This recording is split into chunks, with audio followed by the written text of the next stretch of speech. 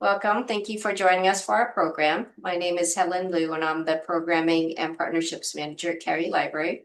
I'd like to thank Charlie Wyman and the Lexington Living Landscapes for their partnership on today's event. This program is being recorded and will be posted to the library's YouTube channel.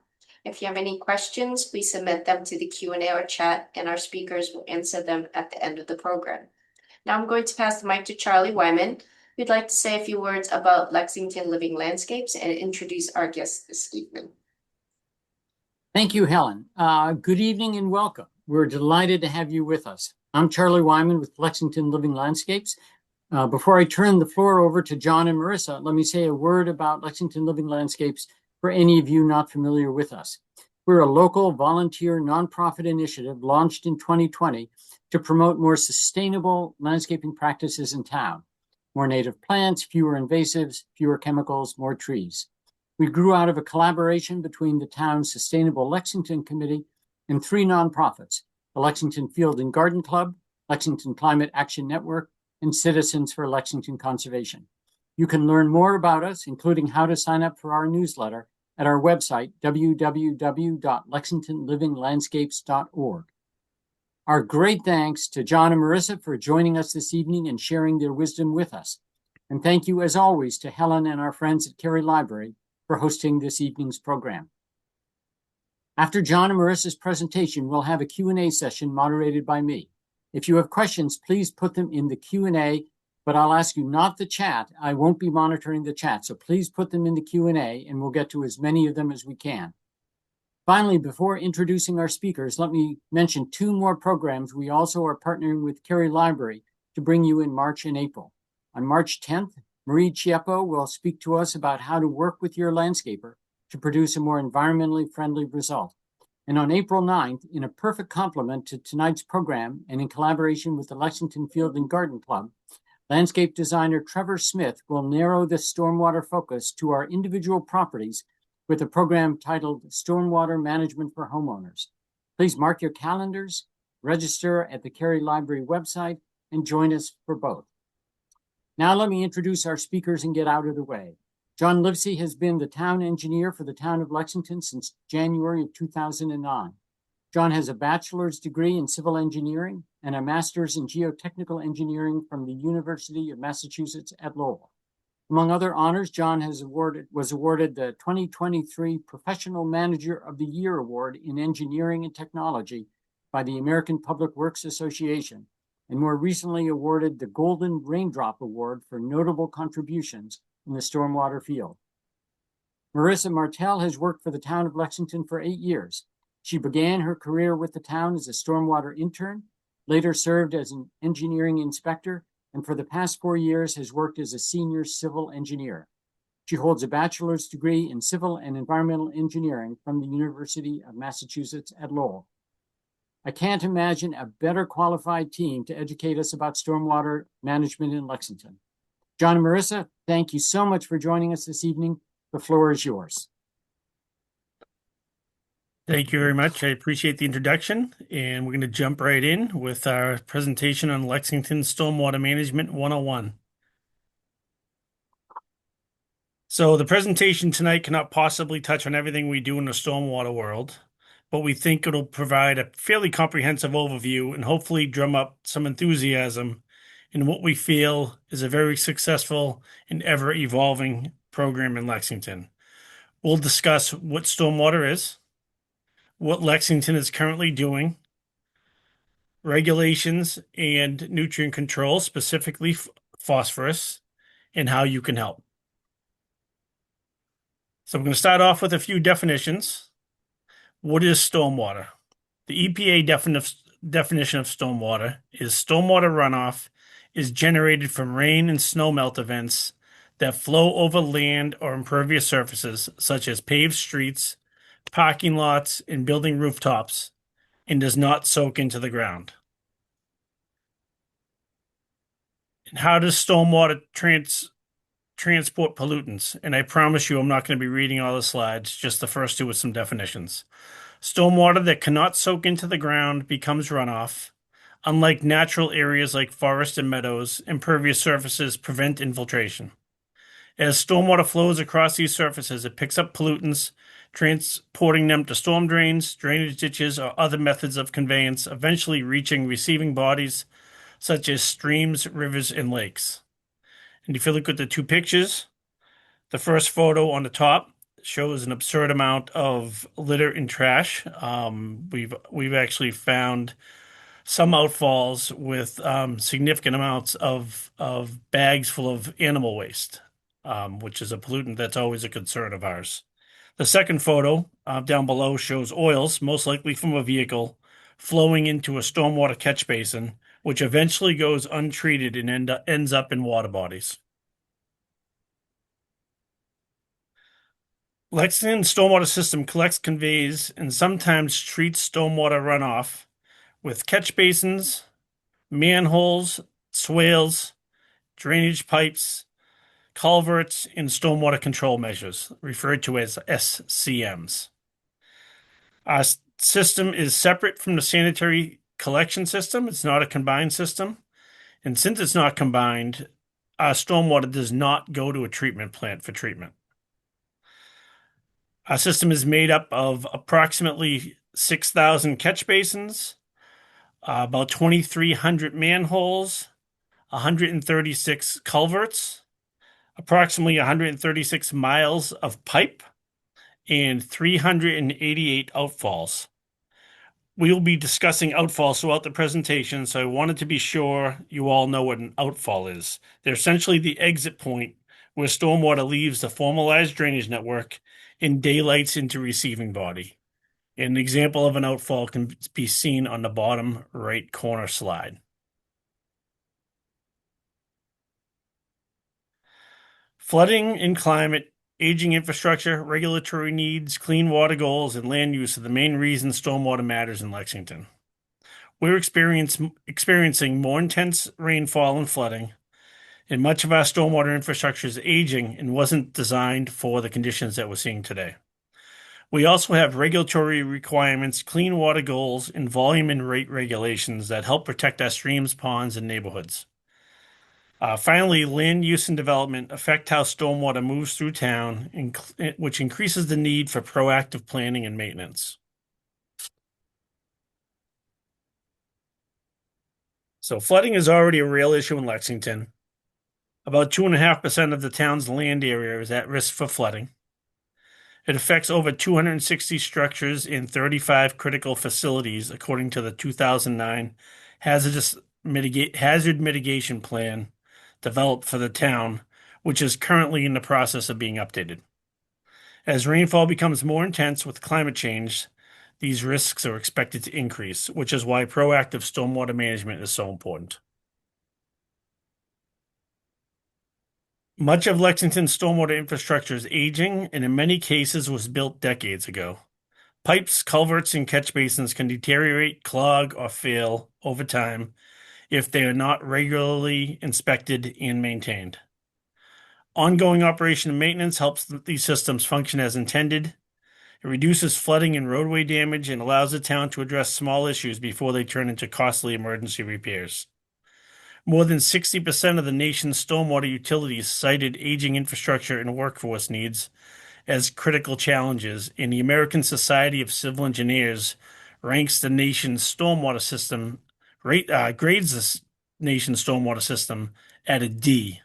And I just want to point out that's not Lexington's grade, that's the grade for the nation. And we have various asset management programs in town that helped to guide us in where to use our capital outlay in choosing projects in the most efficient way. Stormwater is regulated under the Federal Clean Water Act because rain and snowmelt can pick up pollutants as they flow across streets and lawns and construction sites before entering our streams and ponds. The EPA regulates stormwater discharges from municipal storm sewer systems like Lexington's, as well as from construction and industrial activities. These requirements help ensure that stormwater management protects water quality, public health, and clean water as our community values. We, the town of Lexington, are currently in year 8 of the most recently issued MS4 permit, which is the Municipal Separate Storm Source System permit. That's an EPA issued permit. And currently there is a draft of an updated permit. The EPA is looking to increase the requirements per that permit. That's in draft form, and Lexington, as well as other communities, consultants, and other organizations have provided comments to the EPA on how to make that permit better. Land use plays a major role in how stormwater moves through Lexington. Over time, development has increased the amount of impervious surfaces like roads, roofs, parking lots, all of which prevent rain from soaking into the ground. As a result, more stormwater runs off into the streets, the storm drains, and the waterways, which increases flood risk and puts an added strain on our stormwater infrastructure. Comparing Lexington in 1969 to today shows significant changes in land use, great increases in impervious area. And this directly affects stormwater management needs in both water quantity as well as water quality. How we build certainly affects how water flows.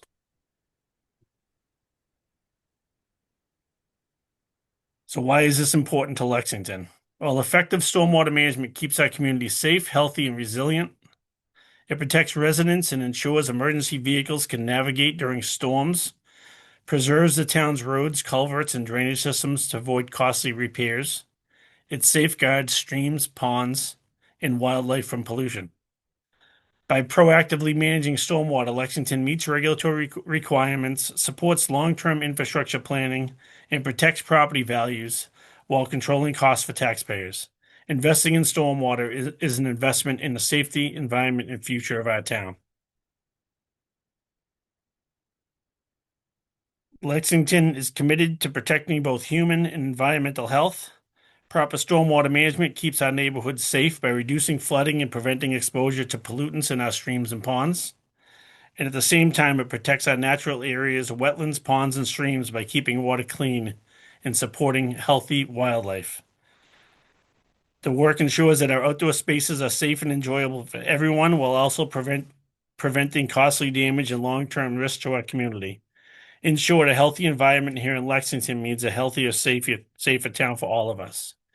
And as you may have seen the video playing in the background, that is actually in Lexington. That specifically is John Poulter Road. It's one of the areas that we have significant flooding concerns, and we're working through designs to improve the situation out there. We've had other areas in town that have had similar flooding issues, many of which we have already designed and installed projects to eliminate those issues. But these continue to crop up, particularly with the changes that we've seen with storm events happening more frequent with higher intensities on an aging system, much of which was designed and installed in the 40s, 50s, 60s, and 70s.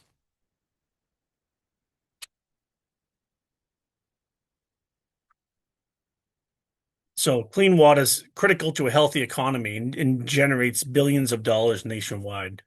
Some examples to the amount of money that's generated from clean water is in boating recreation, you have about $230 billion per year. $427 billion per year is generated in coastal tourism, and $115 billion per year in recreational fishing. Obviously, if the waters aren't clean, all of those usages go down quite a bit. So how is Lexington addressing these challenges? Water quality, flooding, aging infrastructure, and land use. This diagram highlights the key areas where the town efforts overlap. You can see overlap in numerous areas. For example, if we're working through a flooding problem, there's commonly opportunities for us to improve water quality and to replace the aging infrastructure as we improve the flooding condition. Over the next few slides, we'll walk through what Lexington is doing today and how these actions work together.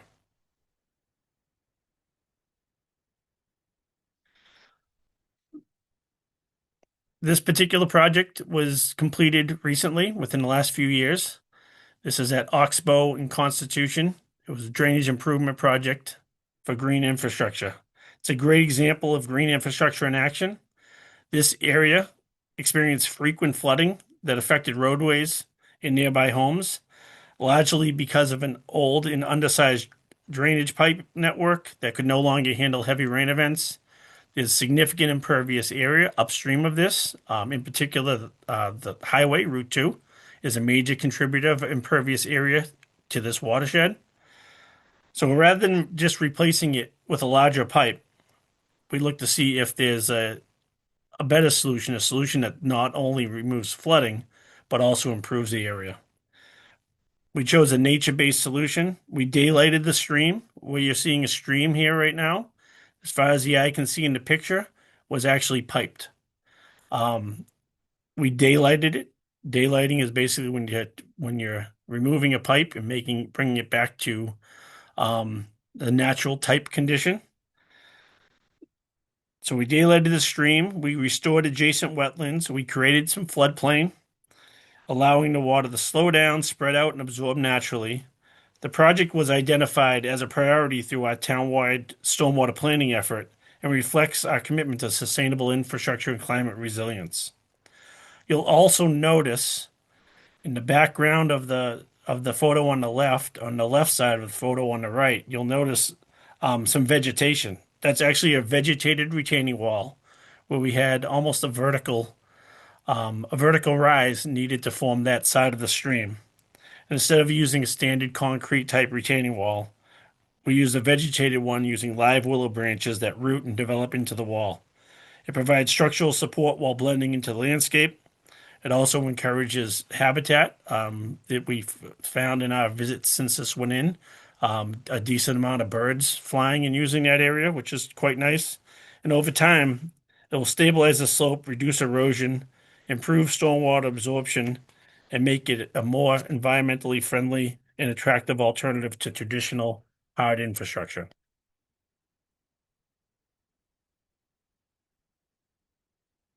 We also do a lot of stormwater retrofits. It's an example of an infiltration trench installations that we do in both the Charles and the Mystic watershed. They're a type of stormwater retrofit that helps manage runoff right where it falls. They're made up of perforated pipes surrounded by stone, which collects stormwater and allows it to soak into the ground through highly permeable soils. As water moves through the trench, pollutants picked up from the roads and other paved surfaces are filtered out by the soil. Instead of being carried through pipes and discharged into nearby streams, the water is absorbed naturally. So far, Lexington has installed 25 infiltration trenches in the Mystic River watershed and 4 in the Charles River watershed, helping reduce flooding and improving water quality across town.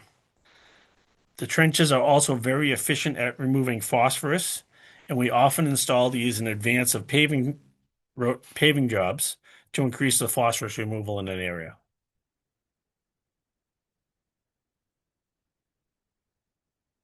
Culvert asset management is a major function of what we do. We own and maintain over 100 culverts that carry streams and stormwater under roadways.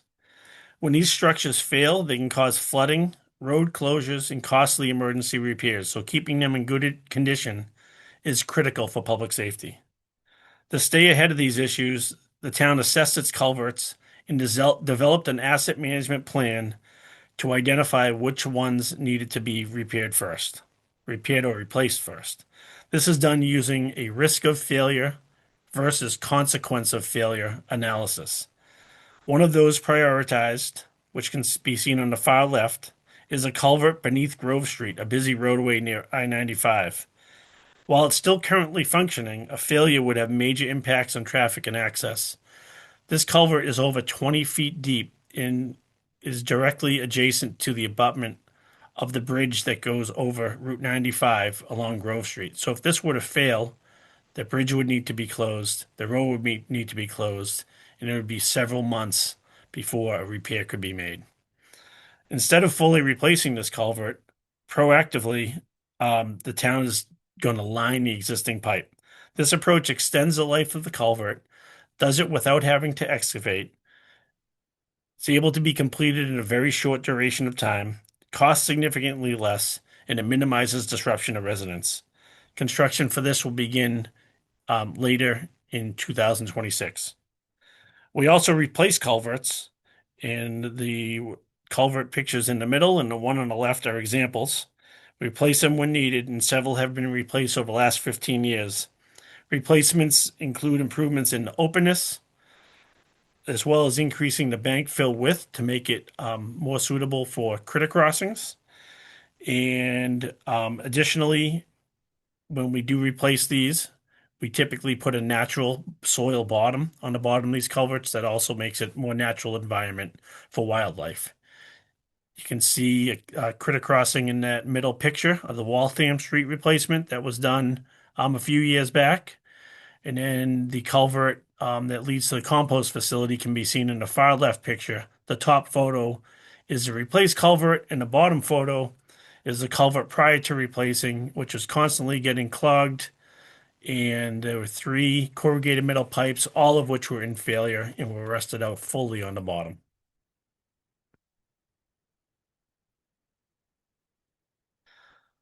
Illicit discharges are anything entering the stormwater system that isn't rainwater. That can include things like chemicals, wastewater, or trash, and these materials can end up flowing directly into our streams and our ponds untreated. To prevent this, Lexington runs an illicit discharge detection and elimination program, which we refer to as our IDDE program. During dry and wet weather, the town inspects stormwater outfalls to make sure only clean water is flowing through the system. Dry weather inspections are important because they help identify pollution sources that shouldn't be there. Much of this work is done with the help of our college and summer interns through the Stream Team program. These students conduct field inspections, gain hands-on experience, and play a key role in protecting local water quality. The program has even been recognized by receiving a Stormy Award for its success. When we find an illicit discharge, then the detection piece comes into play.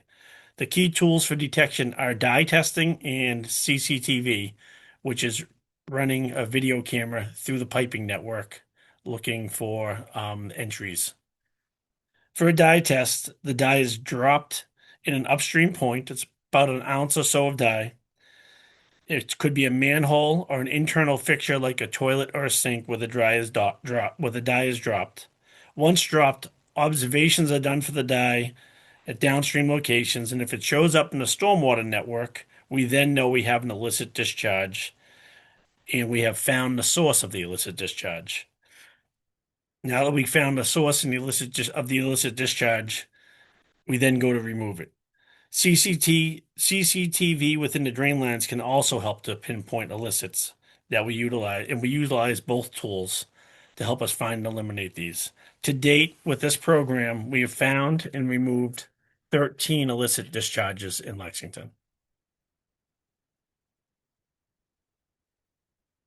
Not all stormwater solutions involve construction. Lexington also relies on non-structural controls like street sweeping and catch basin maintenance to keep water flowing and pollutants out of our waterways.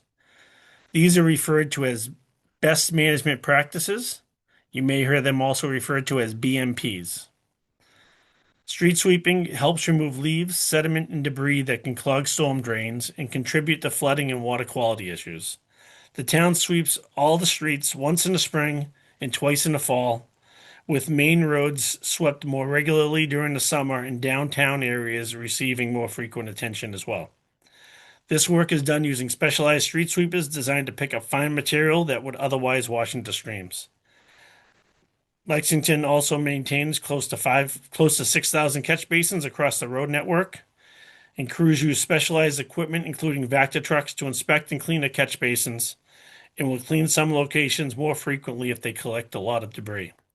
The goal is to keep the catch basins functioning properly by preventing them from becoming too full, and the target is to ensure that the catch basins are never more than 50% full.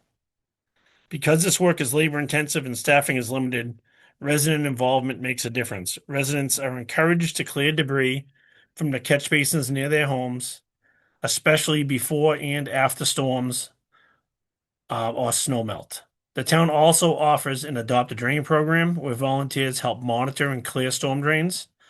This community effort helps extend the impact of our maintenance work, and we'll talk more about that program shortly. And one Note on storm drains, it's particularly helpful in the fall when we have a lot of leaf litter. That leaf litter wants to, of course, collect on the storm drains.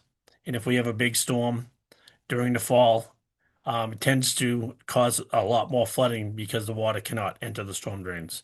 So removing those leaves and helping the town find those areas and clean those up helps prevent flooding, and it also helps prevent phosphorus from getting into the system.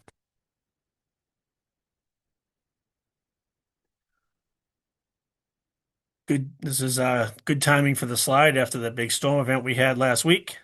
Salt and chloride are important for winter safety, but they're also pollutants of concern.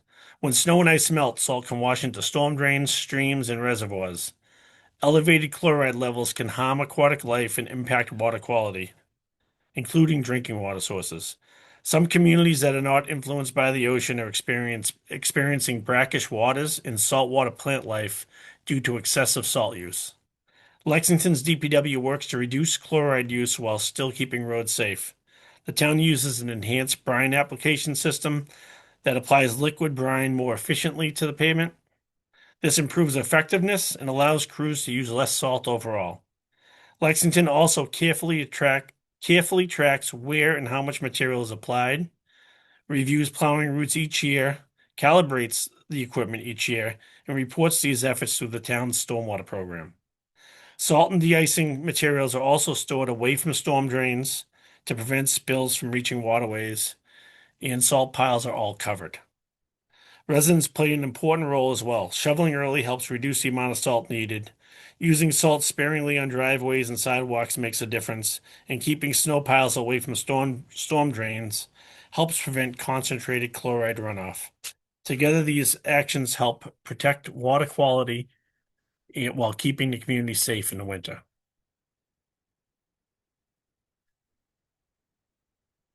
Education and outreach are also a key part of Lexington's stormwater program.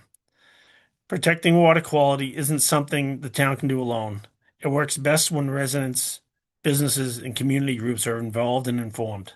The town shares information through brochures, fact sheets, and online resources and everyday actions that affect stormwater like pet waste, lawn care, chloride use, and proper snow and ice operations. These materials help residents understand how small choices can make a big difference. Programs like Adopt a Drain give residents a hands-on way to help by clearing debris in storm drains before it reaches the local waterways. This directly supports water quality and helps meet stormwater permit requirements. Lexington also hosts workshops and community events, including DPW Day and outreach at the farmers market, where staff can share information, demonstrate stormwater practices, and engage residents of all ages. We even bring out hands-on tools like a small-scale infiltration trench model to make these concepts easier to understand. And recently, although my computer wants to update, so recently we've established a new logo for our stormwater program, which can be seen on the top right of this page. So if you get a mailing or see a booth or see any material that has this logo on it, that is showing that this is part of the town of Lexington stormwater program. So I encourage you to look for those and read any materials that you may receive that has that logo on it. Finally, the town's website and social media provide easy access to stormwater information, maps, as well as reporting tools, making it simple for residents to stay informed and get involved. And with that, I'll pass it to Marissa. Thank you, John. So what will Lexington need to continue doing? Lexington will need to keep finding and implementing ways to reduce phosphorus in stormwater runoff. This includes funding and constructing structural stormwater control measures, or SCMs, as well as enhancing non-structural controls such as street sweeping, leaf litter collection, and catch basin cleaning. We'll also focus on removing or disconnecting existing impervious surfaces where possible. Ongoing inspection, maintenance, and replacement of aging infrastructure will remain a priority. We'll continue tracking the operation and maintenance of both public and private SCMs and provide residents with education and outreach materials to encourage community involvement. All of these efforts support our long-term goal, meeting the nutrient reduction targets required by the EPA.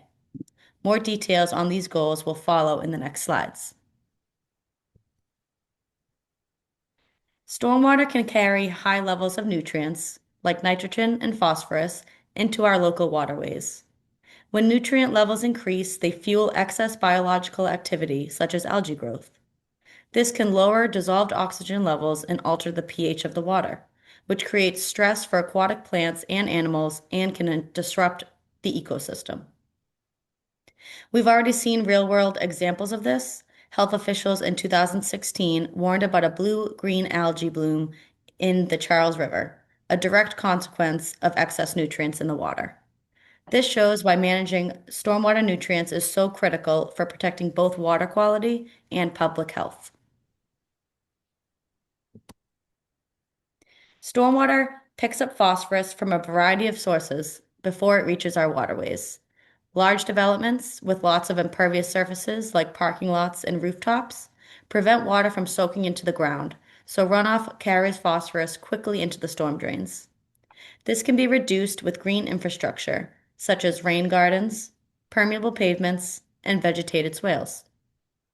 Construction sites can also contribute phosphorus through eroded soil, which can be controlled with compost filter tubes, silt fences, sediment basins, and rapid soil stabilization. Everyday activities can add nutrients as well. Pet waste left on lawns or sidewalks can wash into drains, so encouraging owners to pick up after their dogs helps reduce that source. Leaf litter along roadways also contains phosphorus, and programs like street sweeping and leaf collection help prevent it from reaching those waterways. Collapsed or damaged pipes allow sediment and nutrients to enter streams directly, so regular inspection and maintenance of stormwater infrastructure is critical.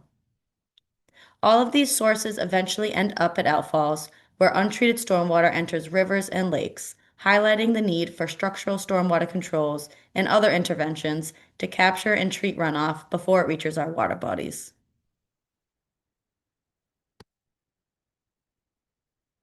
Lexington is regulated under the EPA's Municipal Separate Storm Sewer System, or MS4, general permit, which falls under the Clean Water Act. This permit establishes stormwater management requirements, including mandated reductions in phosphorus from stormwater runoff. These requirements are federally driven and guide much of the town's current and future stormwater planning. Meeting these requirements is challenging, both technically and financially, which is why coordination and collaboration is so important. Working together across municipalities, regulators, nonprofits, businesses, and residents helps reduce costs, improve results, and strengthens advocacy with the EPA as stormwater regulations continue to evolve. Stormwater regulations vary depending on the water body and its impairments. An impairment occurs when a water body cannot meet its designated use, such as swimming, fishing, or drinking water, because of those pollutants. Total maximum daily load, or TMDL, is the maximum amount of a pollutant a water body can receive while still supporting its designated use. Lexington is part of 3 watersheds: the Charles River, Mystic River, and Shawsheen River. For the Mystic River, phosphorus reduction requirements are included in proposed updates to the MS4 general permit draft. Although the permit has not yet been finalized and these requirements are not yet in effect, they are expected to be implemented in the future. This presentation will focus more on the Charles River TMDL. The Massachusetts MS4 general permit sets precedent-setting stormwater phosphorus reduction requirements for 34 communities, including those in the Charles River watershed. These requirements vary widely depending on local conditions, ranging from as little as 42 pounds per year to over 5,200 pounds per year. The goal of these reductions is to help the Charles River meet water quality standards and support its designated uses, as outlined in the EPA's MS4 permit. The Phosphorus Control Plan is designed to reduce total phosphorus, or TP, in stages over 20 years. In years 1 through 5, Lexington created the Phase 1 PCP plan. During years 5 through 10, The goal is a 25% phosphorus reduction, which will be achieved by implementing Phase 1 and creating Phase 2 of this plan. In years 10 through 15, the target increases to a 50% reduction as Phase 2 is implemented and Phase 3 is developed. Finally, in years 15 through 20, the plan aims for a 100% phosphorus reduction by fully implementing Phase 3. This phased approach ensures steady progress toward meeting long-term water quality goals. As of today, Lexington has achieved a reduction of 123.6 pounds per year of phosphorus through permit year 7. We are on track with our phase plan. The target for permit year 8 has already been met, and we need an additional 10.5 pounds per year of phosphorus reduction to reach the permit year 10 goal. This progress shows that the town's ongoing stormwater management efforts are effectively moving us toward long-term water quality targets.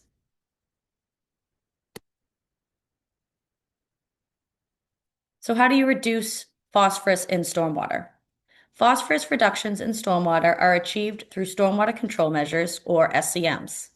The total phosphorus reductions are calculated according to the permit, rather than physically measuring the phosphorus removed.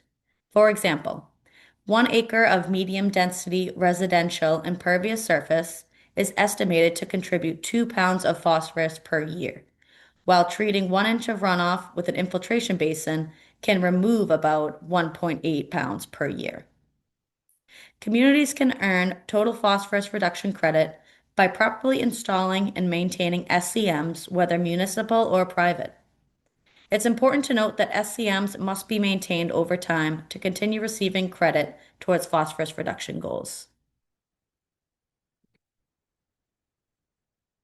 Lexington's program to reduce phosphorus relies on a combination of coordinated strategies. It begins with maintaining an inventory of existing stormwater control measures to track performance and identify needs. The town updates regulations and tracking systems to ensure compliance and monitor progress.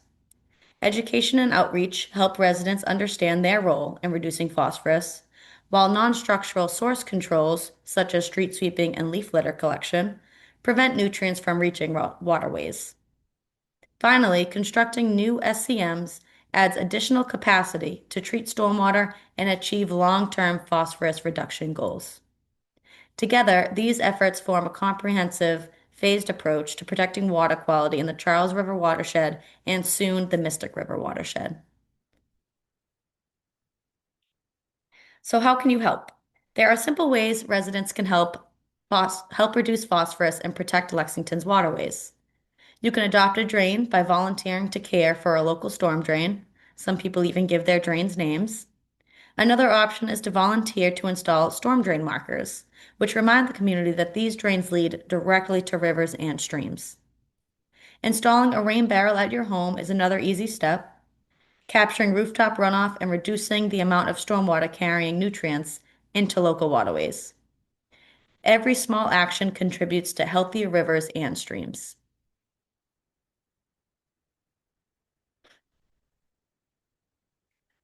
Another way you can help: residents can help save the town and taxpayers money by installing and maintaining stormwater control measures that reduce phosphorus and runoff. SCMs are physical systems designed to capture, store, and treat stormwater and can include rain gardens, as shown in that picture on the left, subsurface infiltration chambers, shown on the picture on the right, permeable pavements, green roofs, and vegetated swales. These systems help reduce flooding, control erosion, and improve water quality by capturing, slowing, filtering, or infiltrating stormwater before it reaches rivers, streams, or groundwater. Once an SCM is installed, it is critical to inspect it annually and perform any required maintenance. After inspections, residents can help the town earn credits towards phosphorus reduction goals by submitting a simple online inspection form through the town's permitting system. By participating, you directly contribute to cleaner waterways and cost savings for the community. So if you own a stormwater control measure on your property, it's important to inspect and maintain it regularly. Annual inspections help ensure the system continues to reduce phosphorus, manage runoff, and protect water quality. After completing an inspection, private property owners should report it to the town using the Stormwater Control Measures Certification Form available on OpenGov, our permitting system. If you're unsure whether your property has an SCM, you can contact the Town Engineering Division for guidance. We've also just finished filming a short video that walks through how to inspect and report an SCM, which will be posted on the town stormwater webpage once completed. In addition, we plan to create an inspectional toolkit that will be donated to the Library of Things, allowing residents to borrow these tools needed to inspect their systems. Through smart stormwater management and community action, Lexington is reducing phosphorus and protecting our water bodies. Our stormwater management webpage is shown in that QR code below, and we'll be happy to take any questions.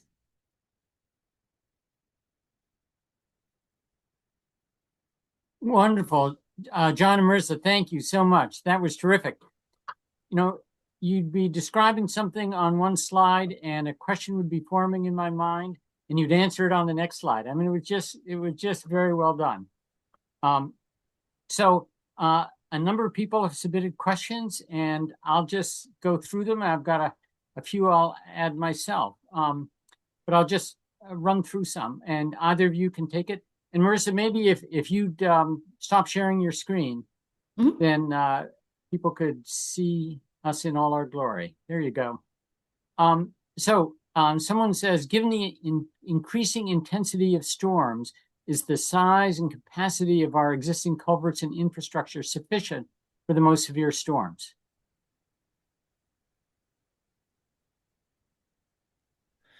Great question.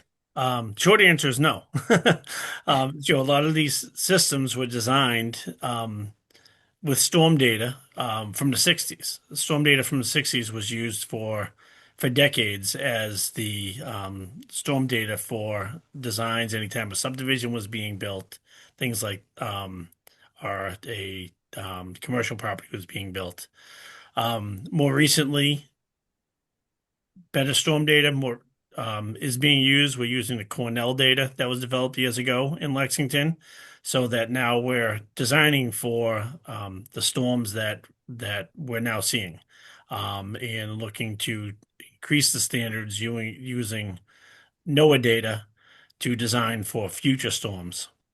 But with that said, we have a lot of old infrastructure in town that's undersized. So we evaluate areas during storm events, both by phone calls we receive, things that we observe. My staff is commonly, when people are hunkering down indoors during heavy rain events, my staff is often getting into vehicles, driving around to see if we can spy some flooding areas. Mm-hmm. And we note those areas down, and post storm we check out the area to see what can be done. If there's a big design that needs to be done, culvert replacement, increasing pipe size, or sometimes we find that just the piping network itself needs some cleaning. We found roots of trees, particularly willow trees, can wreak havoc on pipes. And we found one pipe that was a 24-inch pipe that was down to basically roughly a 2-inch capacity pipe because of the willows. So we're able to go in with cutting tools without cutting the road open and cut those roots out of the pipe. And in some cases, line those pipes to prevent that from happening. But one thing of note, I'll say before we jump to the next question, is want people to think about flooding a little bit differently because of the size storms. And we can't just increase all the pipe sizes. It's going to cause significant damage downstream. So if you can accept a large pond, a large puddle in your yard for 24 hours after a storm, as opposed to expecting it to get into a piping system, that helps. If we can expect and be okay with a field flooding for 24 hours after a storm, that helps. We're not going to be able to put everything in a pipe and get it downstream. It's not realistic, both financially, and it will also cause a lot of other damage, create other problems. So shouldn't be accepting flooding of your house, but be able to accept some temporary flooding of your yard. So try to think Yeah. of it that way. That's a great point, John. Do you have computer models that can sort of model the impact of rainfalls of different duration and intensity and see where the choke points are likely to be in town? So we don't have the entire town in a model, but we do Mm-hmm. have access to models that when we're looking at a particular area that we have concerns with. For example, Oxbow Constitution. Yeah. We have someone that we work regularly with, put that whole neighborhood into a model, worked with us on that, and that helped us to size the pipes and determine solutions. The John Polter area is one that we saw the video of that Yeah. we're currently modeling right now to determine the best solution to not only solve the flooding problem, but not create another one. Yeah. Yeah. Someone asked, I live on a state highway. The street seems to be very rarely swept every 3 to 5 years. Does the town ever sweep state highways, or is that entirely the responsibility of Mass DOT? Yeah, the town does not. The town focuses on town-owned infrastructure for its Yeah. maintenance. We have a handsful with that, and Mass DOT is responsible for the state highways. And Mass DOT is also under an MS4 permit, and they have similar requirements that we have. So that's their responsibility to take care of. Mm-hmm.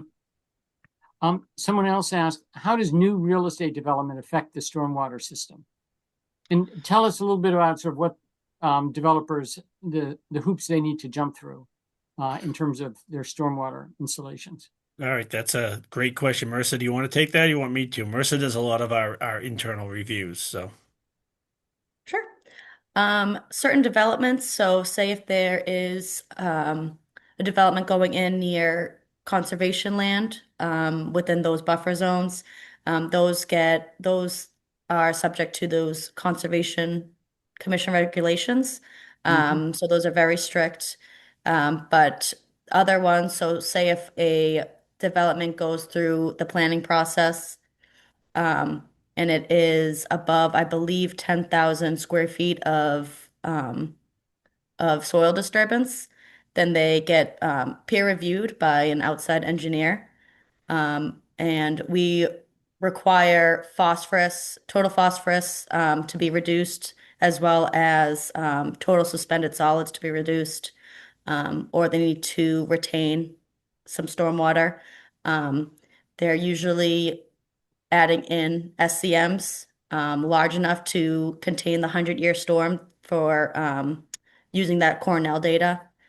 Yeah. Mm-hmm. Yep, good. So with you mentioned SCMs, and the next question relates to that. If SCMs that require sort of annual reporting and inspection, I assume those are ones that are required by permit from the conservation. I mean, if I install a rain garden in my backyard, I don't need to report to the town. Do I? Is there some obligation to do that?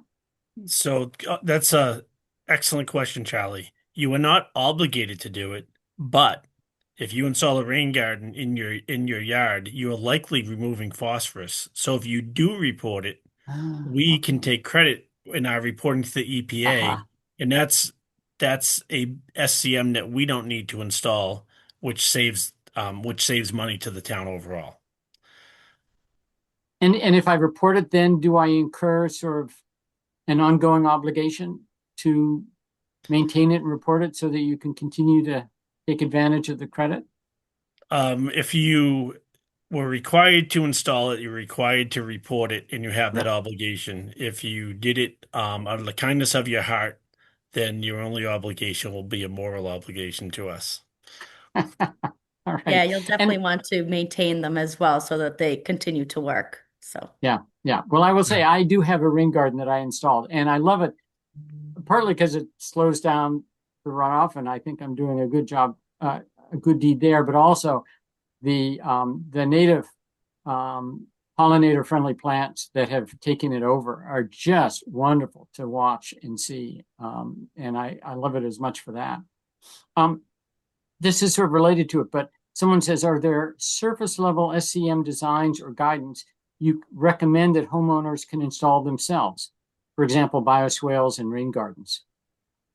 Are there designs or standard specs that you might recommend? Yeah, I mean, we have the Stormwater Handbook that's available online. And actually, I was on the Lexington Living Landscapes webpage the other day, and there is quite a bit of information on how to install rain gardens, what plantings you need, what kind of soils. I thought it was a very helpful guidance for that. As for bioswales or like a vegetated swale, we should have some guidance, and maybe I can add that to our website. That would be great. And speaking of our website, Marissa, if you see anything that isn't there that should be, we'd be delighted to know about it. Speaking of bioswales, in some cities, I've seen places where instead of a storm drain, they've broken through the curb and created a bioswale that then drains into the storm system, and it's vegetated. It's a rain garden, I guess. Do we do any of that in Lexington? Currently, we don't have any of those in Lexington. They are something that we consider when we're looking to do work on the road. We have alternatively, we have removed curbing from roadway when we have like a forested area nearby. Instead of having that traditional curb and gutter system, we have it opened up to let the water flow there. Which is similar, but it's not going into the formalized system. We are looking at tree well applications as a possibility, that we're working with the Mystic River watershed on possibly locating some of those. The infiltrating trenches are probably it's similar to that, but you don't have the break in the curb, but it's going directly into those infiltrating. And we have also narrowed roadways where we feel like there's net roadways as well as intersections where we feel there's just excess asphalt there, and it could become a pervious area. So those are some of the techniques that we look at and use. Yeah, good. Someone asked, what are some improvements we can make to our stormwater bylaws? How can we require rainwater storage for new construction? Are there ways in which we could improve our bylaws to improve our stormwater? There's always ways to improve them, but we've reviewed them a lot over the last several years and made numerous improvements to them, as well as consistency with engineering, conservation, and planning, which several years ago there wasn't consistency amongst those. We do require that there's no increase in the rate of runoff or the volume of runoff coming off of these sites.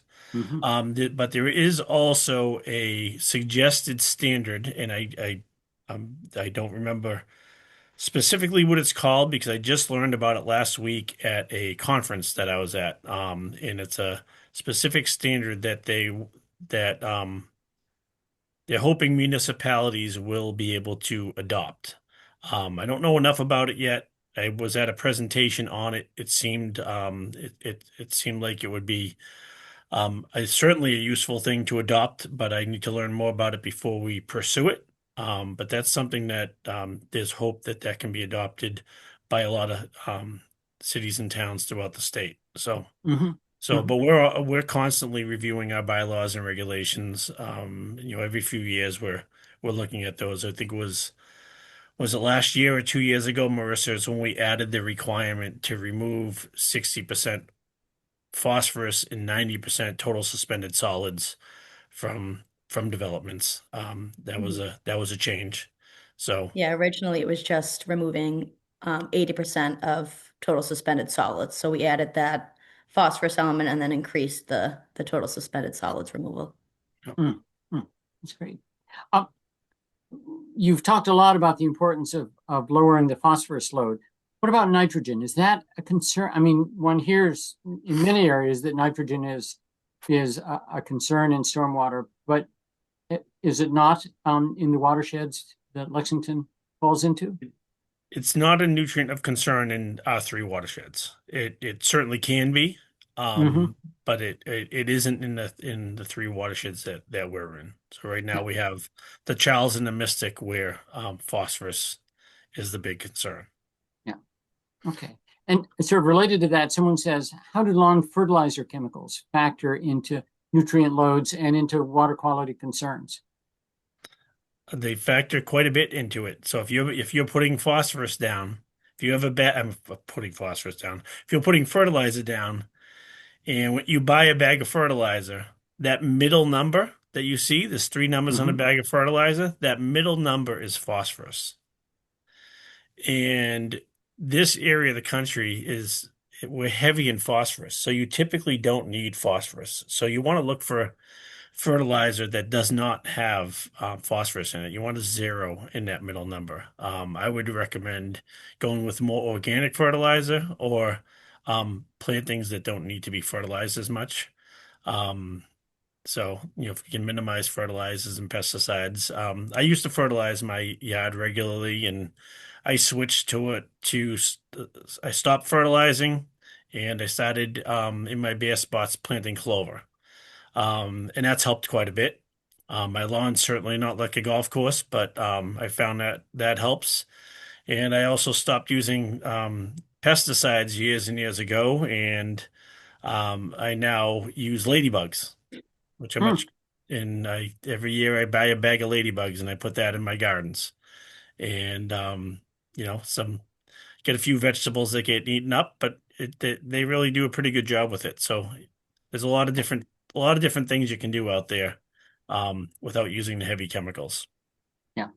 John, this is all music to my ears. I mean, as you know, Lexington Living Landscapes is all about reducing chemicals and using more organic methods. I made that transition, I don't know, 6, 7 years ago on our property, and I feel much better for it. I feel much better when our kids and soon to be visiting grandkids play on the lawn, knowing that there are no chemicals on it. Yeah, I Um, have a dog that's a hound that everywhere it goes, it has its nose about a quarter inch off the ground. And I think to myself, if I was fertilizing the yard, what would it do to my dog? So there's also good options for grub control that are pretty natural as well. So if you mhm. have grub issues, there's plenty you can do for that. Yeah, and there certainly isn't a need to proactively put down chemicals for grub control. It, um, the harsher stuff, if you have to use it at all, should be saved for when there are serious issues you can't control any other way. Yep. Someone writes, I have a 5,000-gallon rainwater harvesting system that we use for irrigation.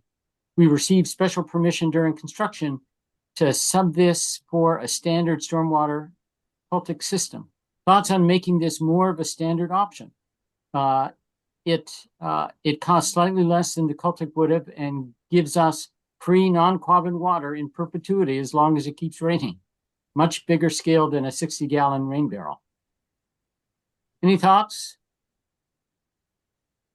Yeah, I mean, if you have the right capacity, that's certainly a great option. And to be able to use that water, it's like I said, it's basically an oversized rain barrel, right? Does the same thing, Yeah. and Mm-hmm. um, and you can use that water. You don't have to, and that's beneficial for us on my office.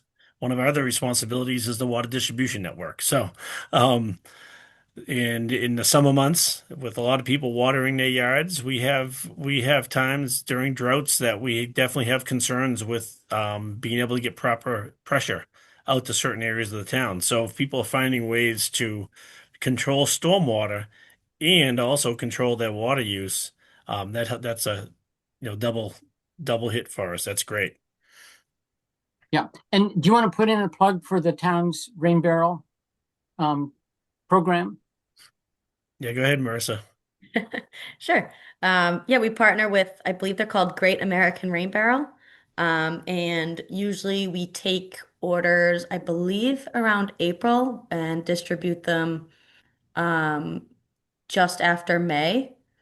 Um, but yeah, they have a few different options for rain barrels, other little conveyance systems from those as well.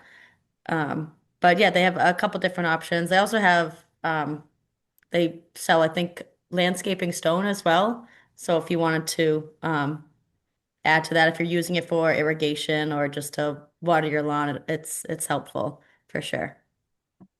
Great. Someone writes, regarding adopt a drain, do you recommend disposing of any debris in the trash because of possible contamination, or should any leaves removed be put in yard waste? What do you think? Yeah, I would say you could put it in yard waste. I would say wouldn't want to throw the leaves in the trash. If you have any wooded yard space that's maybe not upstream or very sloped, it might be good just to leave it in the woodsy areas. Um, but yeah, I would definitely say yard waste. And also Mm-hmm. with the adopt a drain, I just want to mention that if you do adopt a drain, just to practice safety, obviously, and if it's a busy roadway, I'd recommend going out with someone else as well, Yeah. and not doing it by yourself. Yep. Having a look out there Yeah, while yeah. you're doing the work makes sense. Mhm. Speaking of adopt a drain, in some towns, I see that next to the storm drains, they have stenciled a little message about where it drains to and just to raise public awareness. And have you considered, I see that you have a little sort of logo or something that I guess is stenciled or attached to some storm drains. Tell us more about that. Yep. So those So that are oh, go ahead, John. that's a little, I guess I'll call it a miniature plaque. It's a little Okay. that gets glued down. Mm-hmm. Um, with basically like a tube of caulking gets glued down near the basins. Typically, and we have done those in town. They last for a period. Eventually, they get knocked off, but they last for Yeah. a period. And we site those more typically near catch basins that have granite curbing because they need to be glued to something. A lot Mm-hmm. of our catch basins have granite curbing behind them, but not all of them. So on a few occasions, they were done by Boy Scout troops. They volunteered to do them, so we provide the supplies and they do the installation. Mm-hmm. So so it's something that if the volunteers wanted to do it, it's something that we would typically be able to support. It's not something that we actively do, but it does help people to understand where it drains. A lot of Yeah. a lot of Yeah. people, we're I think Marissa and I are both surprised. A lot of people we talked to thought all the stormwater went to Deer Island and was treated Yeah. Yeah. before it goes out, but the stormwater goes into the catch basins and it exits back out into nature, not too far from where it goes into the catch basin in Yeah. most cases. Mm-hmm. Behind houses, in people's backyards, into streams, ponds, things like that. So it all discharges locally, goes in locally and discharges locally. And the only treatment is the treatment that the system has itself. There's no active treatment, it's all passive treatment. There have been a couple of questions about green infrastructure and particularly trees. Can you say a little bit about how trees affect stormwater issues and management? So, in most cases, positively. I mentioned some the root systems can cause some issues, but the trees certainly help with absorption and catching rainwater. So there's a volume of water that the trees will take up, so that certainly helps. Um,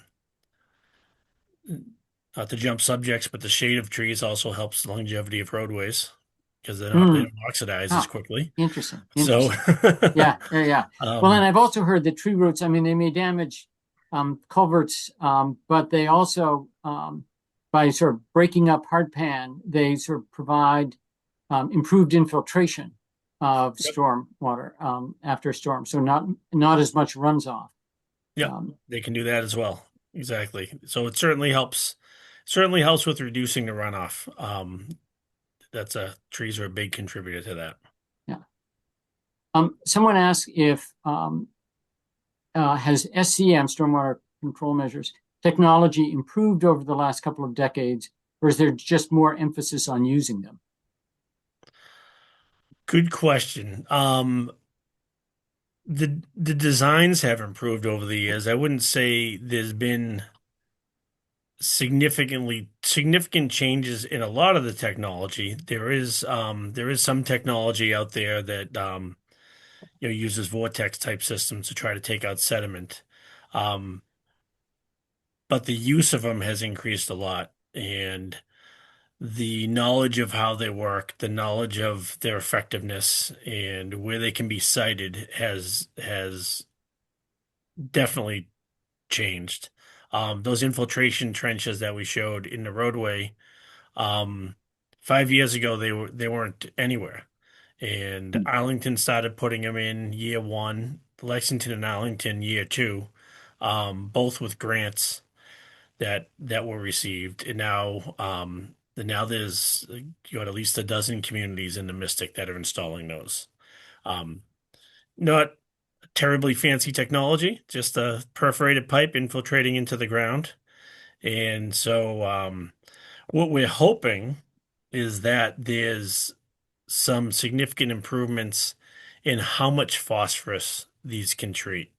And there are some studies out there that are being done that are putting things into them, such as iron filings that Hmm.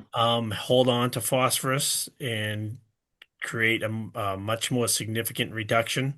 So we're keeping our eyes on things like that, because the amount of phosphorus reduction we get from the SCMs is very small. So to hit the numbers we have to get to, takes a lot of SCMs going in, Yeah. and they're pretty expensive to install for most of them. So, we're hoping that the technology climbs further. There's a lot of universities that are looking at it, and private companies looking at it, and so it needs further development, and it also needs approval from the EPA. Because when we're testing, we're getting credits based on what EPA is telling us we can credit for each of these SCMs. So we're not measuring phosphorus removal. We're getting credits for it.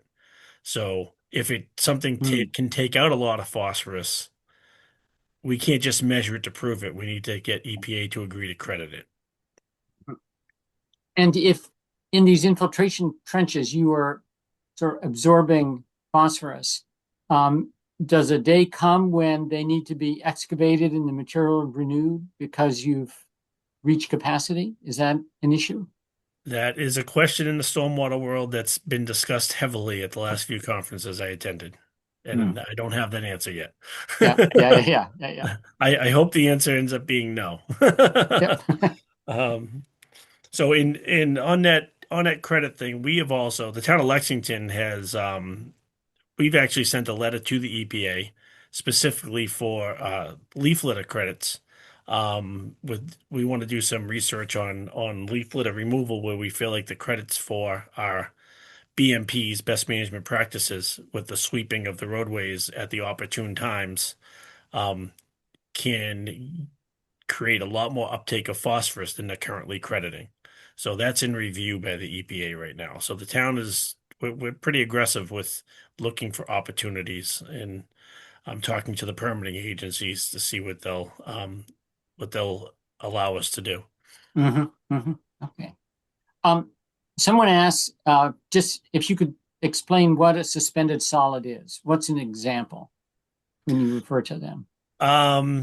That's a great question. So if you take some sand, some fine sand, put it in a glass, fill the glass a third up with the sand, fill it with water, put a cover on it, and shake it. What you that it will now be turbid, and you'll have floating sediment in there. Heavier sediment, like a gravel, sinks pretty quickly. Lighter sediment, like a silt or a clay, will stay in solution a lot longer.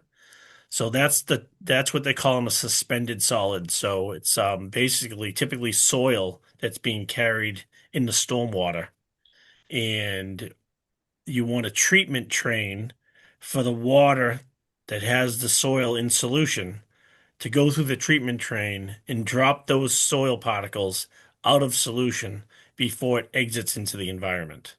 Okay.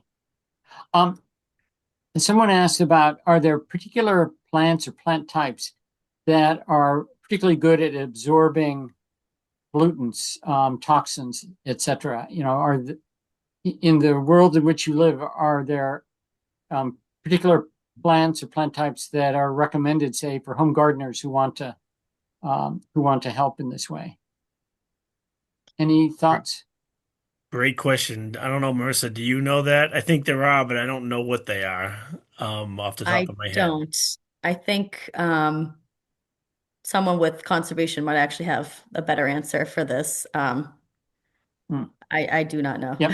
Okay. All right. All right. I'll ask Karen. We'll see. Mhm. Yeah, we often have landscape architects on our team that help us with those types of Those. Yep. selections. That makes Um, sense. the one thing I would say is definitely use something native. Yeah. Yep. With the change in leadership at the EPA, is that getting reflected in what they expect from you, the conditions that might be in the MS4 permit, et cetera? Are you seeing that filtered changes in policy filtering down to you? That's a great question. We are it's unclear right now. We have that I mentioned that draft permit. Mm-hmm. Um, it's very unclear when we're going to see the comments responded to on the draft permit. We would have expected them by now. We think we may not be seeing them because of the changes, Mm-hmm. and we think the issuance of the draft may be held for an extended period of time because of that, but we don't know that. Nobody we've talked to has gotten word for sure. Although we did hear earlier today, didn't we, Marissa? That someone that was formerly with the APA did mention that a lot of things had been put on pause that were that were there to increase environmental requirements. Mm-hmm. Um, Mm-hmm. so we kind of heard that Yep. third hand Yep. from a Yep. former employee. One last question. You talked about locating illicit discharges. Tell us what are they? What are people doing that they shouldn't be? I could say Want to to start, one of our, Marissa? yeah, so one of our most recent illicit discharges that we've found and removed, they were, so our sanitary sewer collection system is gravity run. So obviously those are going to be in low spots, um, which is where some of our drainage goes because that's also gravity. So there was a home that was built right next to a sanitary sewer collection line and also a stormwater drainage line. And they directly connected their sewer service to a drainage line instead of the Oh, sewer line because it was just right before the sewer. So we actually found that within, I believe, a month of that home being built, using the dye tests. Um, and we found out that, yep, they were connected directly to the drainage um, yeah. instead of The yeah. sanitary sewer. So, And do you think that was just an honest mistake, or was that intentional, do you think? yeah, no, I think it was an honest mistake. They do sometimes look similar, especially if they're like concrete. Most of our drainage is concrete, so I think it was an honest mistake. They were pretty much right next to each other, so they just had to dig down a couple more feet and find that sewer. Yeah. So there was let's see, there was another one that we actually didn't find the source. We saw we tested an outfall that was actually draining into Bedford, so into the Shawshene River watershed. Um, and we found there was high ammonia levels, high E. coli levels. So Hmm. we traced it back and we found some gray water actually going into a catch basin. So that catch basin, it wasn't going in through a pipe. It was just kind of busting through the side of the catch basin. So we ended up cleaning that out and using it's like a spray liner. It's concrete spray, and just completely blocking that illicit discharge from coming back into that drainage network. Yeah, yeah, yeah. Yeah. Oh, what about sump pumps? I know they can't be connected to the sanitary system. Can they be connected to the storm drain system? They can under certain circumstances. Think um I don't think we fully allow that just because we don't like it to be directly connected into our system, just because of capacity purposes. Right, sure. A lot of these newer builds, they're putting their sump pumps directly into underground chambers, Yeah. or they're connecting them to their underground system that also collects from their rooftop runoff and going into different, like maybe a detention pond or something like that. Um, but yeah, we allow like an overflow into our system. That also goes through conservation as well. So, yeah. Okay, And great. one key point on that is, and that's only if it's clean water, stormwater or groundwater. Yeah. If there's pollutants in that water, which you can sometimes have from a basement, could be paints, oils, things like that. Yeah, yeah. That under any circumstances is not Right. allowed. Yeah, and only makes sense, and we're glad of it. Great. Well, listen, we've hit our time limit. John and Marissa, thank you so much. This has been fascinating. I hope everyone is leaving with a better appreciation of all the town is doing and what they can do, and thanks to you. So thank you again very much. Before I turn it back to Helen, I'll just put in a plug again for our next two programs, especially the one on April 9th. If you want to know more about what you can do on your own property, Trevor Smith has been designing rain gardens and infiltration systems for years, and please join us in April for that. And with that, again, thank you very much. And Helen, I'll turn it back over to you to wrap us up. Great, thank you. Thank you, Marissa and John, for a very informative presentation. And thank you, Charlie, for moderating the Q&A. And just a reminder that I will be sending out a recap with a link to the recording. And if there are other resources that Marissa and John would like to share, we'll include those as well. I'll also include the dates for the next two programs for Lexington Living Landscapes. And with that, thank you again, and thank you all for joining us this evening. Thank Thank you you. very much. Appreciate Thank it. you.